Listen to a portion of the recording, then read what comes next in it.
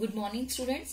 This is Ritu Modi, and we are studying about Negotiable Instrument Act 1881. We have already studied about promissory note, and the next part is bills of exchange. That is under section 5. Promissory note is in the section 4, and it is in the section 5.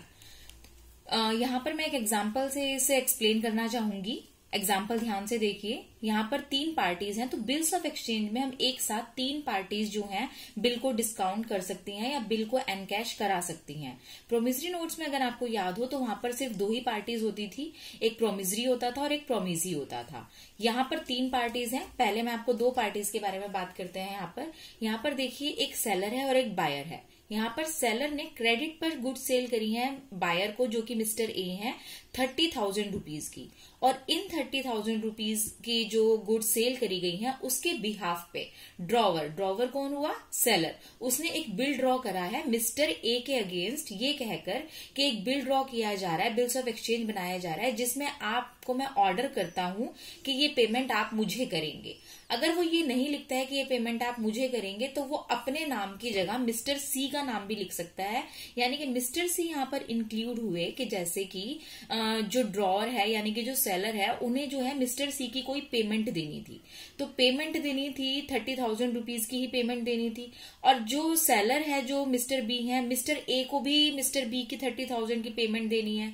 तो mister B ने direct mister A को ये order कर दिया कि जो payment आपको मुझे देनी है 30,000 की, अब आप वो किसको पे करेंगे? मिस्टर सी को पे करेंगे. तो यहाँ पर पेई कौन हो गया? Mister C. और ये बिल्स ऑफ एक्सचेंज के होल्डर भी हो गए. यानी कि लास्ट में जिसके पास बिल होल्ड होकर रहेगा वो किसके पास है? मिस्टर सी के पास.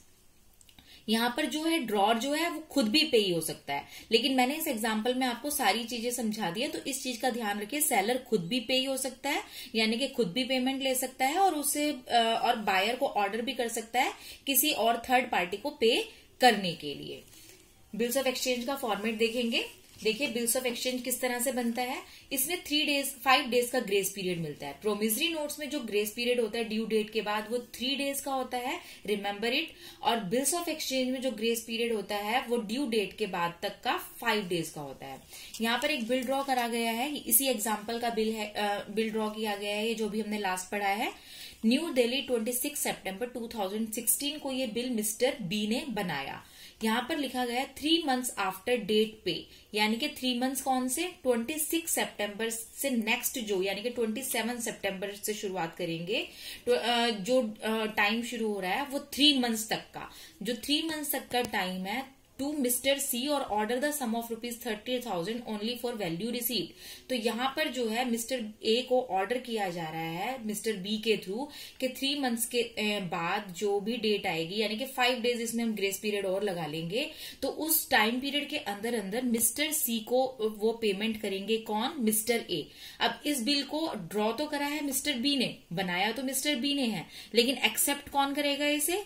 ए, जो कि बायर थे जिन्हें गुड्स जो है हमने क्रेडिट पर सेल करी गई थी. यहाँ हमने वर्ड्स में भी 30,000 को मेंशन करा है और यहाँ पर फिगर्स में भी 30,000 को मेंशन करा है. फिर एक रिवेन्यू स्टैंप भी यहाँ पर लगाई गई है. रिवेन्यू स्टैंप का ध्यान रखिए, हमेशा जितनी भी फाइनेंशियल ट्रांजेक्शन्स होती हैं उनके लिए रिवेन्यू स्टैंप यूज की जाती है, और उस पर साइन लिए गए हैं किसके? मिस्टर बी के. मिस्टर बी कौन है? जो इस बिल को बना रहे हैं, यानी कि जो ड्रॉ कर रहे हैं. अब ड्रॉअर जो होता है वो खुद पेई भी हो सकता है या किसी और को पेई बना सकता है. यहाँ पर मिस्टर सी पेई है, उनको ये बिल जो है एनकैश कराना है. अब उसके बाद यहाँ पर एड्रेस भी दिया गया है ड्रॉई का, जिसको पेमेंट करनी है बायर, यानी कि 2A ड्रॉई, उनका एड्रेस और कंप्लीट एड्रेस यहाँ पर दिया गया है. अब इसके फीचर्स के बारे में बात करते हैं. पहला फीचर है, अ bill of exchange is double secured instrument. Double secured instrument जैसे एग्जांपल देखा हमने, यहाँ पर दो डेट्स एक साथ क्लियर हो रहे हैं. प्राइमरी लाइबिलिटी यहाँ पर किसकी है? ड्रॉई की. ड्रॉई कौन था? Mister B. मिस्टर बी को तो पेमेंट करनी है, चाहे वो मिस्टर ए को करे, चाहे मिस्टर बी को कह रहे हैं कि आपको ये करनी है. किसको? मिस्टर सी को. और अगर ये मिस्टर बी पेमेंट नहीं करते हैं मिस्टर सी को, तो सेकेंडरी लाइबिलिटी किसकी बनेगी? मिस्टर ए की बनेगी. उसके बाद है मिस्टर बी की बनेगी, क्योंकि ड्रॉअर मिस्टर बी थे. और प्राइमरी लाइबिलिटी बनेगी बायर की, जो मिस्टर ए है. फिर सेकंड फीचर है इसका, in case of immediate need of money a bill can be discounted with a bank of पे। अगर मान लो जैसे मिस्टर सी के पास अब ये बिल्स ऑफ एक्सचेंज होल्ड है, लास्ट में जो है उनके पास ये होल्ड है और अभी टाइम पीरियड नहीं आया 3 मंथ्स का, क्योंकि 3 मंथ्स का टाइम पीरियड है, विद इन 3 मंथ्स ये पेमेंट एनकैश होनी है।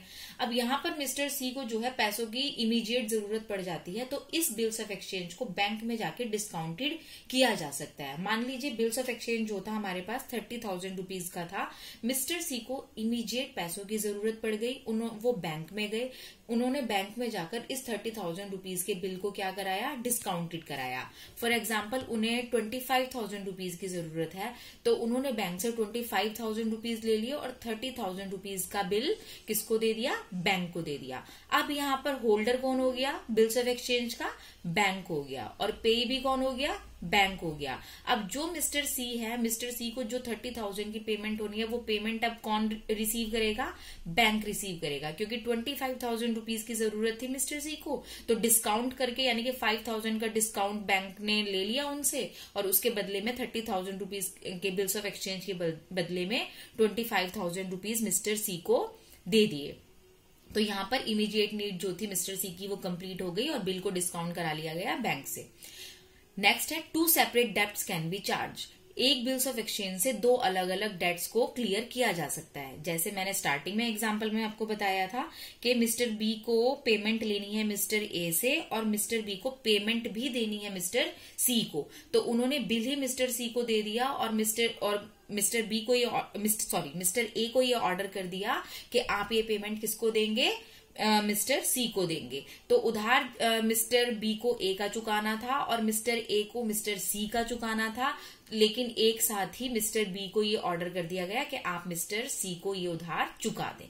तो बिल्स ऑफ एक्सचेंज से हम एक साथ 2 सेपरेट डेब्ट्स को डिस्चार्ज कर सकते हैं। That is for today. Next lecture we continue with the check. Thank you.